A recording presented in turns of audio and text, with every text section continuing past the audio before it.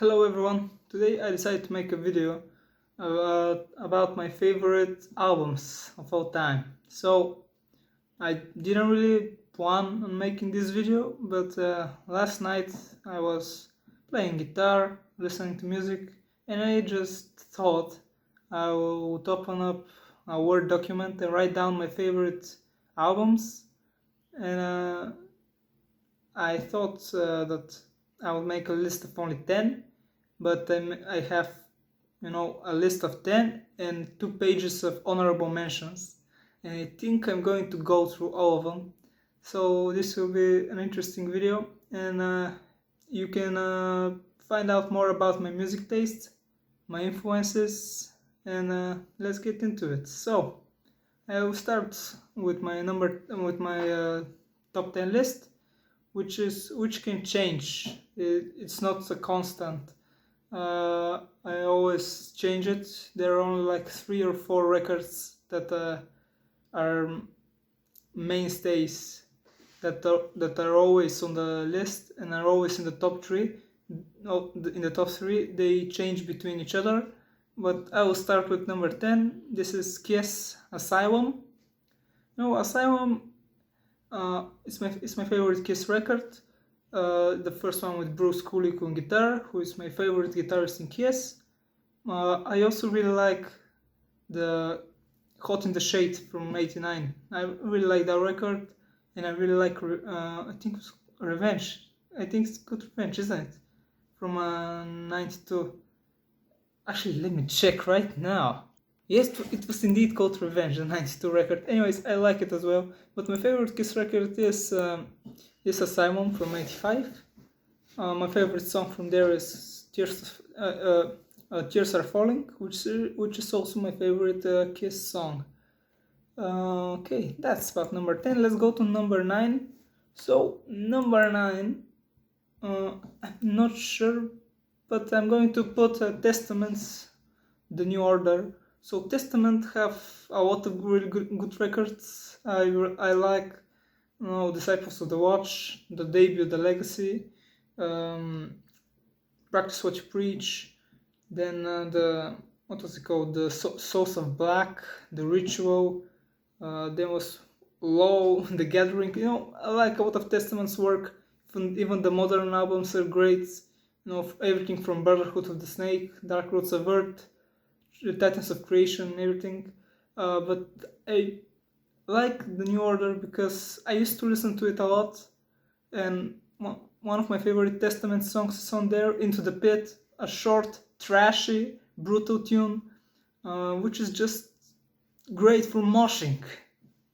So that was number 9. Number 8 is Metallica's Ride the Lightning. So I started off my metal journey by listening to Metallica, like a lot of people, and I always thought that my favorite record is And Justice for All, but I always tend to come back to Ride the Lightning and Kill 'Em All. Like, I don't listen to a lot of Metallica. I'm not the biggest fan of Metallica. I've listened to all of their records. I even own Kill 'Em All and Justice for All on CD. But Ride the Lightning for me is my favorite Metallica work. And my favorite song from there is Ride the Lightning, the title track. It has a great intro, great harmony, the riffs are cool, the soul is really great, and also I would mention the song Trapped Under Ice. I know it, the first time I heard it, I think it was on Guitar Hero. I think it was on Guitar Hero World Tour, I'm not really sure. I played it on Xbox. That's about it. That's number 8, Metallica Ride the Lightning, great record. Not a weak song on it. So number 7, this here it gets a little hard, because from 7 onwards are records that I love, but I think I'm going to put number 7, Fates Warning Parallels. So Fates Warning, if you are not familiar with the band, is a progressive metal band. They started their debut was in '84, I think, and if you're wondering what is their sound, they're really similar to Queensryche, but Queenstrike of course got more commercial success and popularity. Face Warning, this Parallels, this is probably their most popular record, most successful record. Is from 1991, and my favorite song from the record is the lead single Eye to Eye. I think that's the lead single, I'm pretty sure. Or maybe it's Point of View. No, it's Eye to Eye. Eye to Eye is great. I love the song. The riff is so cool. And this album also is special for me because I used to listen to it every day walking to school. I mean, I'm still in school, but I don't listen to the record that much. But some time ago, a couple of months ago, I used to listen to it every day walking to school, and it's great. It's a great record. I would also mention another Face Warning record, A Pleasant Shade of Grey. I think it came out in '97. You know, it's a concept album, I think. No, it is a concept album. It has all the songs are named in parts, part 1, part 2, part 3, and everything. It's such a good record. You have to give it a listen if you have not listened to Face Warning. Face Warning Parallels, number 7. So number 6. Number 6, I will put my favorite Dokken record. Number 6 is Back for the Attack. So I had I was not sure if I would put Back for the Attack in number 6, if I would put it in the top 10 list, because I really like Under Lock and Key, the previous record from '85, and Back for the Attack. I really like them both, but Under Lock and Key has my favorite Dokken song, The Hunter, but I overall like more songs from Back for the Attack. The production is better in my opinion. The songs are better, and it has Dream Warriors, it has Mr. Scary the instrumental, it has the Prisoner, it has Burning Like a Flame, Cry of the Gypsy, tons of great songs that I really enjoy, and I think it's a pretty good album. It's probably my favorite Dokken album. Number 6, Dokken Back for the Attack. So number 5, here we get in the top 5. So for number 5 for me is Van Halen 5150. So this is my favorite Van Halen record. I was debating whether I should put Van Halen 1 or 5150, but I feel more of a connection to 5150 because I listen to it a lot, and I still listen to it a lot, almost daily. I love this record, and my favorite song from this record is Summer Nights for sure, but also really close is Good Enough, and this one, what was the name? Best of Both Worlds. Great fun songs. People call it corporate rock, and that's true, yes. In songs like Why Can't This Be Love, and I forgot the other song's name, but the first record with Sammy Hagar. But I really love Van Hagar. I'm a fan of David Lee Roth, and I also love Roth's soul stuff. But for me, the Sammy Hagar era is great. I love all the records from 5150 up until Balance, the last record with Sammy. So this is my number 5.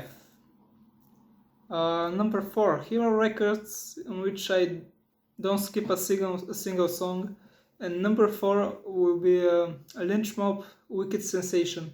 So a thing about me is that George Lynch is my favorite guitar player of all time, and my favorite musician, and the musician that has influenced me the most in playing, writing music, and everything, and even in my music taste. And Lynch Mob's first record, Wicked Sensation, is I never skip a single track on it. It has great tone, great production from Max Norman. I love the riffs. and I love Tony Logan's vocals. And George is on fire. In my opinion, the first two Lynch Mob records are George Lynch's best guitar work in all of his career. The Dokken stuff was great. From Tooth and Nail until Back for the Attack, and even Beast from the East. The guitar work was great, but in Lynch Mob, I feel like Lynch really was in his, I would say, in his prime in terms of skill, and all of his solos are amazing. The riffs are great. There are also a lot of things that we can say about the guitar tone. I'm probably going to talk about it in another video, but the album was recorded with the legendary Purple Plexi, not with the Soldano like a lot of people think, but the Soldano was only used on, I think, River of Love, not the arpeggiated intro. But that are just nerdy facts about Lynch. So number 4, Lynch Mob, Wicked Sensation, and now we get to number 3. So the number 3 is albums that I listen to daily. And number 3 for me is a record that maybe a lot of people won't know, but it's Dirty Lux, Cool from the Wire. So this is, I think, the second Dirty Lux record. It's their debut major label record, Dirty Lux, Cool from the Wire from 1988. And Dirty Lux is basically like the vocals sound like AC/DC. They're really gritty and with that style, but the guitar work is amazing, the riffs are great, and the songs are really fun. In my opinion, this is one of the best hard rock records of the 80s. Like I said, it came out in 88 on Atlantic. I think Atlantic didn't really give it the needed push, because I think Crazy Lux had the potential to be one of the biggest bands in the world, but I think maybe a lot of people didn't like the voice of the singer. His name was Henrik, and I love every song on this record, and for me Dirty Lux is one of the greatest bands of the underground, I would say, scene in the hard rock. So we'll go to the top 2 records. Number 2 for me is another more like unknown band, even though they're popular in Europe, I'm pretty sure. Rhino Bucket, Get Used to It. So the first album gets a lot of better reviews, but for me, Get Used to It is the perfect rock and roll record. Rhino Bucket is basically AC/DC with better guitars, and the production Get Used to It is amazing. The drums have this how do I say, natural feel, natural sound. They have a lot of air, and you feel like you're there. They're nice and punchy, the guitars are loud, even sometimes they're clipping when you listen to it. The riffs are great. Of course it's all the like 3-chord boogie, but they have some elements which make them their own, and it shows the skills that the musicians have. Like I said, the lead singer George Georg, maybe, because it doesn't have an E on the end. Dulivo, he is Finnish American. That doesn't matter for this, because his voice is amazing. He sounds like Bon Scott. Even though I'm not a fan of AC/DC, I'm a fan of George Olivo and Rhino Bucket. This is one of my favorite records. Number 2, some days it's number 1. I listen to it literally every day.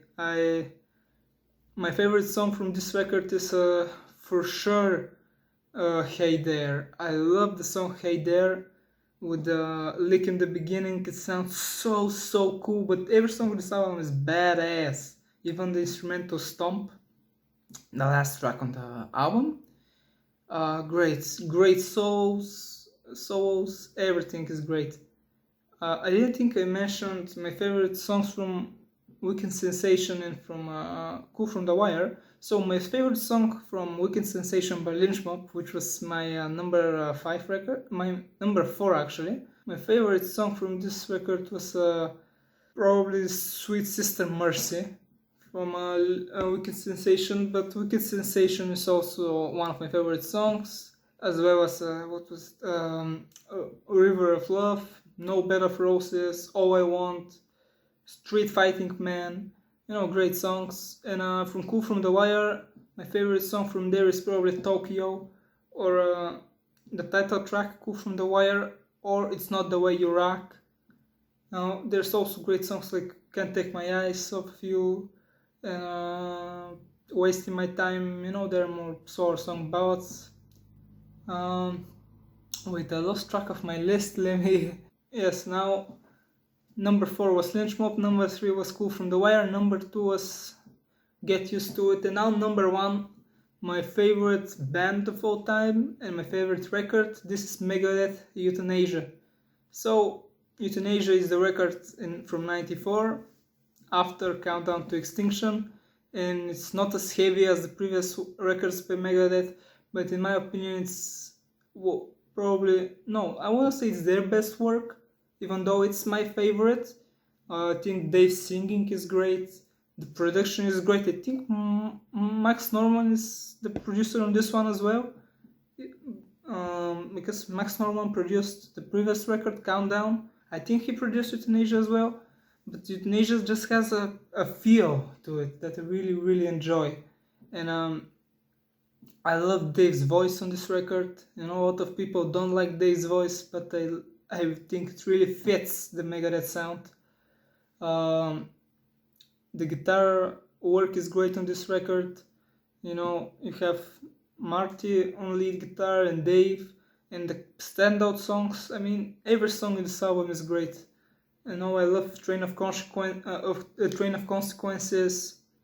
It was Addicted to Chaos. My favorite song from this record, I Thought I Knew It All. I think for me this is the best song from the record. I Thought I Knew It All. The songs are more slower tempo with the guitars, I think, are tuned to half a step or even a full step drop. I'm not sure, but it sounds great. It's always groovy thanks to Nick Menz on the drums, and it's great. Of course, one of Megadeth's most popular songs, Tout le Monde, and also Black Curtains. And an interesting fact about the record, in the remixed version, the 2004 remaster, there are bonus tracks, and there is, I think, Victory is a bonus track, I'm not sure, but the bonus, you get some demos, Tout le Monde's demo, and also Absolution, the Absolution demo, which is the demo for the what would become Trust from the next record, Cryptic Writings. So that's a fun fact for Euthanasia. And let's go through some of my honorable mentions real quick. We've got Dokken Under Lock and Key, like I mentioned earlier in the video. Don Dokken Up From the Ashes, the record after there was a lawsuit, and Don Dokken lost the right to the Dokken name, and he had to put his real name, Don Dokken.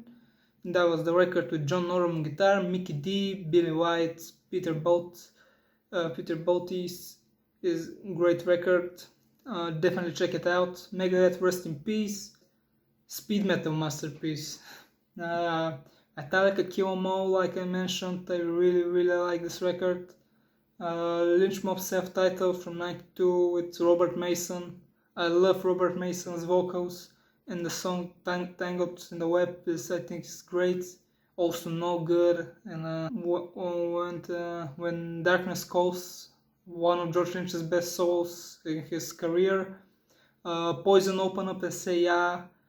My favorite Poison record, Open Up and Say Yeah. Some of CC's most fun riffs. Winger self-titled debut, the best Winger record for me. I recently did a review of Winger 7. I got some mixed reviews on my review. But I am a fan of Winger. I love the first 3 records, and I really liked 7 that they just came out with. But for me, the original Winger record is almost perfect record. I like it a lot, but I like some other albums more. After that, we have W.A.S.P. Crimson Idol, my favorite W.A.S.P. record. For me, this is also not only my favorite W.A.S.P. record, but I would say the best W.A.S.P. record. You know, it's a concept album. It has a storyline to it. There was also a movie being made for it. I actually wanted to buy. I think they re-released the album with a CD and a DVD with the movie. I will check to find it again. If I find it, I will buy it. So Crimson Idol, I think, is W.A.S.P's masterpiece. Black Lawless. I think on guitar is Bob Kulick, Bruce Kulick's brother. Amazing record. After that, we've got 2 Annihilator records.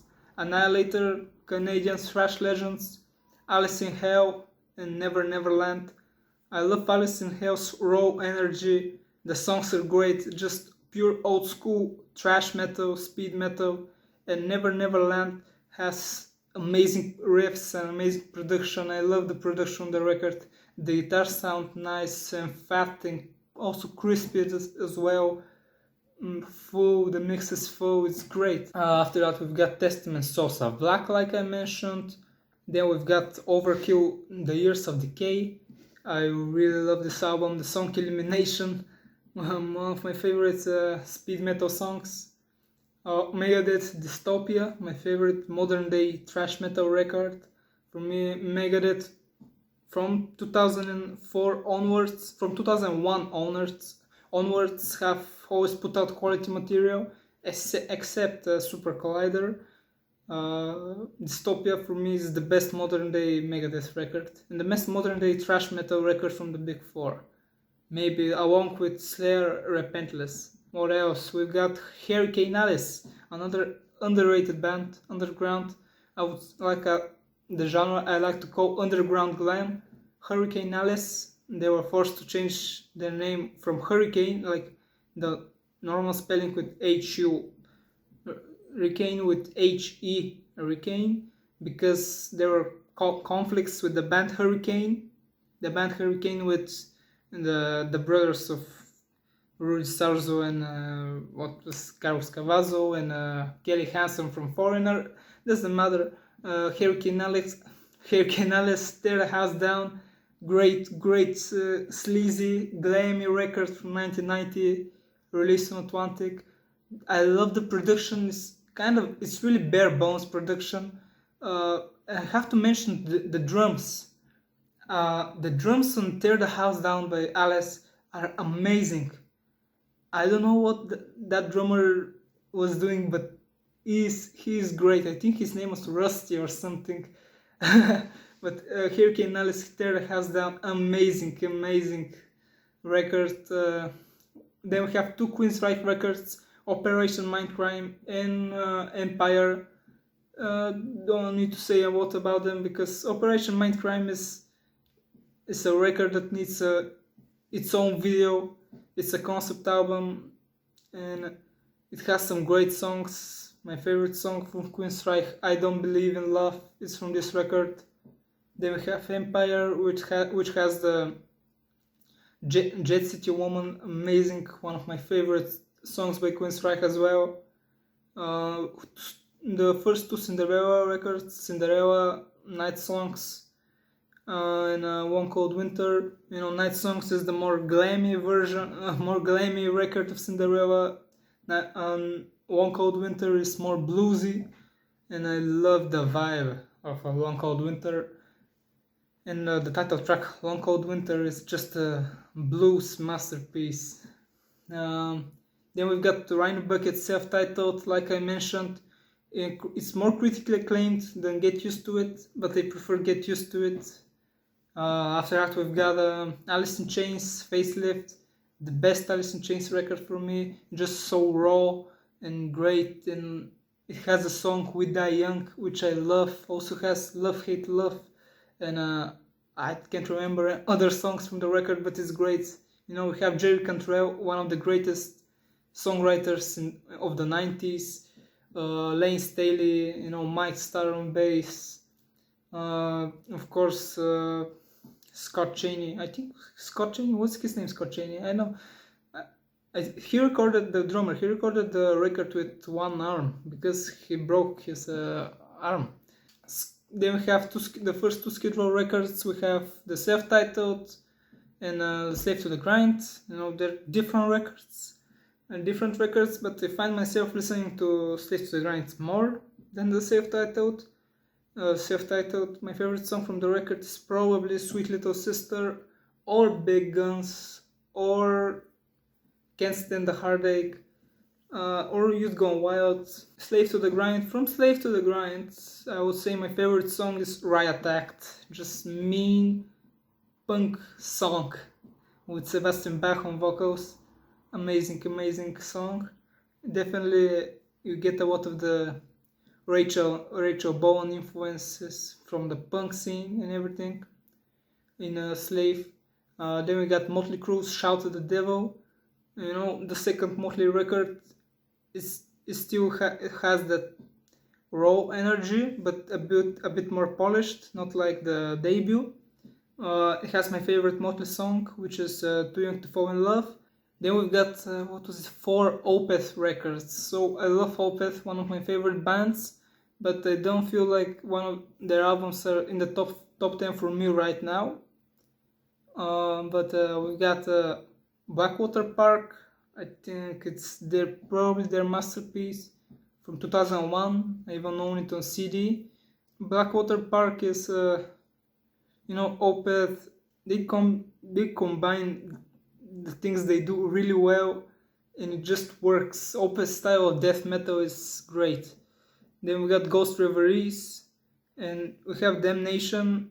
Damnation, is the record between Deliverance, and which is really death metal. Damnation is really soft. It has almost only acoustic guitars, and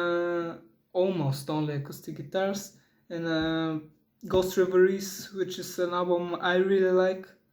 It has Ghost of Perdition, my favorite Opeth song.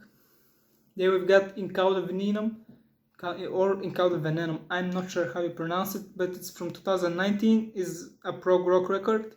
As we know, Opeth are not a death metal band anymore. They're a progressive rock band. And Incauda Venenum, it took me a couple of listens to like it, because at first listen, when I listened to it, I disliked it a lot. Then I listened to it again, and I think Incauda Venenum is great. And the song Charlatan, I think it's from this record. It's amazing. Then we have Dream Theater Awake, some more progressive metal. Dream Theater Awake, I prefer it over Images and Words. It uses a lot of 7-string guitars. This is when John started using the 7-string guitars. The Ibanez and that's about it from Dream Theater. Then we have 2 more records in my honorable mentions. We have a more underground AOR band, Red Dawn. So Never Surrender. This is an AOR record, which means album oriented rock, which means it's basically like glam metal, but more poppy and more polished. A good example is Slippery When Wet for a really popular album from this genre. It has a lot of synthesizers, keyboards, great singing, and Red Dawn has great solos. And also the leader of the band, I forgot his name, but he's a keyboardist, and there are really cool keyboard solos.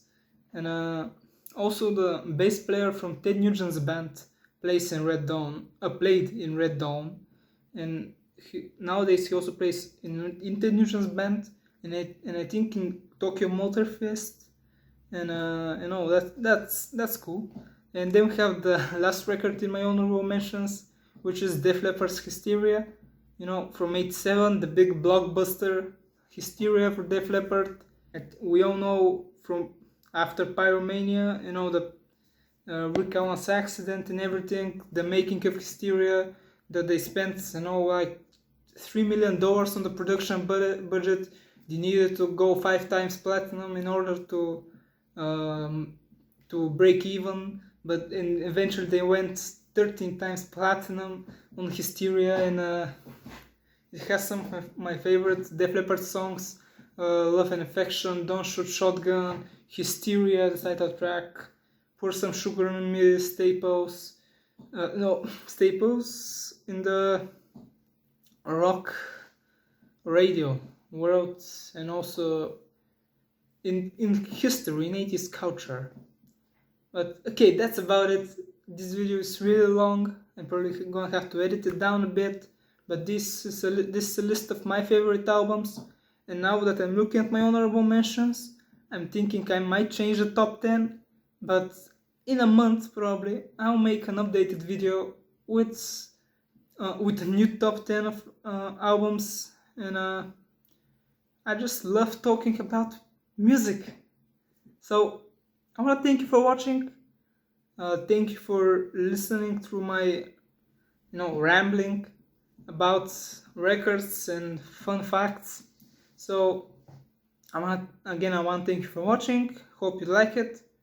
You can subscribe and like the video, and I'll see you next time. Have an awesome day. Goodbye.